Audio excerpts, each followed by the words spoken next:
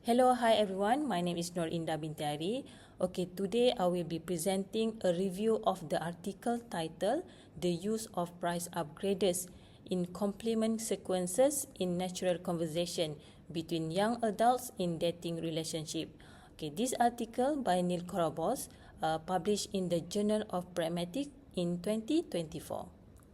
Okay, this presentation is prepared for the course Discourse as a Theory and Method, and it outlines my critical review of the article, focusing on its arguments, methodology, and contribution to discourse studies. Okay, to begin, I would like to provide some background to this study. In pragmatics and discourse studies, complements are often described as involving a dilemma between agreement and modesty. When someone receives a compliment, they are expected to agree with it, but at the same time avoid appearing boastful.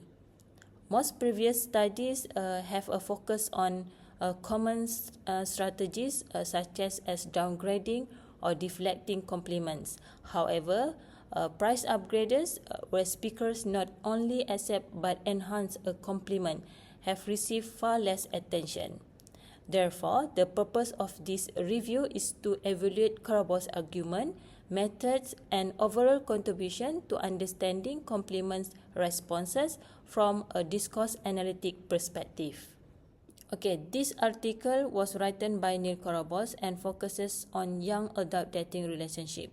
The study adopts a discourse analysis approach using natural conversational data rather than elicited response or questionnaire. Okay, the key focus of the article is one, price upgraders in complement responses and how complements function as relational and identity work rather than simple expression of evaluation. And then, in terms of data, the study analyzed approximately 140 hours of recorded natural conversation, involving 20 heterosexual couples aged between 19 and 26. Okay, from this recording, 162 complement response sequences were identified, and interestingly, 45 of them, or 28%, were price upgraders. This relatively high frequency challenges the assumption that price upgraders are rare. Okay, moving on the theoretical framework, the study is grounded in discourse psychology, conversation analysis, and the concept of relational work and face sensitivity. A key idea underpinning this framework is that complement responses are social action, not psychological reflection of internal thought or feelings. In other words, when speakers respond to compliments, they are not simply expressing how they feel about themselves. Instead, they are actively managing identity, relationship, and interactional norms within a specific social context, particularly in romantic relationship.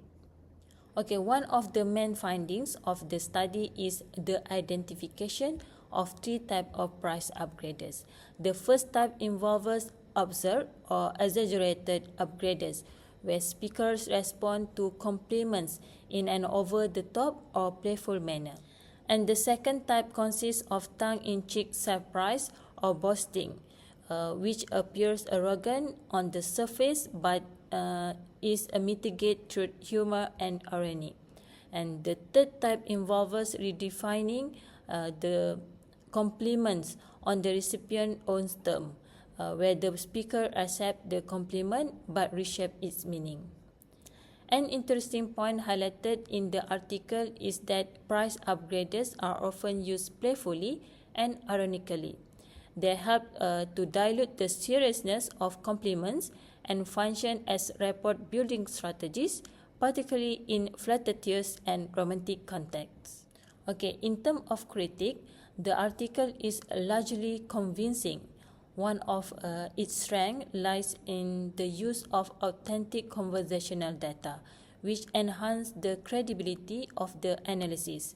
And then the transcript-based example clearly demonstrate how price upgraders operate in real interaction, and there is a consistent link between the data and the theoretical framework. And then from a methodological perspective, the use of naturalistic data collected over an extended period is highly appropriate for discourse analysis. The chosen method allows the researcher to focus on interactional processor rather than abstract generalization. However, there are also limitations. The sample is relatively small and homogeneous, involving only heterosexual young adults from the United States. This limits the cultural generalizability of the findings and suggests the need for broader comparative studies. Okay, personally, I agree with the author argument that price upgraders function as a form of identity negotiation and relational work. The emphasis on humor and irony is particularly convincing in explaining how speakers manage interactional risks. However, I have some reservation. The article offers limited discussion of cultural variation, and the findings are closely tied to a specific dating context.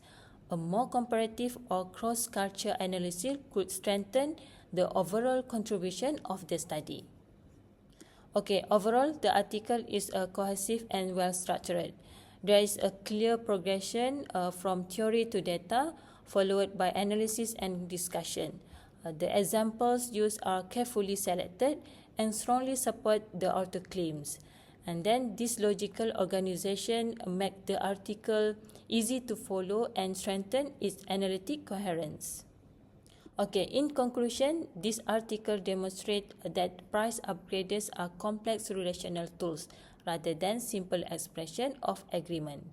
And then the study extends our understanding of complement responses by showing how they function as resources for managing identity and intimacy. In terms of application, the insight from this article can be useful for further discourse studies, particularly research on intimacy and identity. And then the concept of price upgraders may also be applied to digital interaction, such as complements on social media platform, where similar identity and relational dynamic are present. Okay, that's all. Thank you.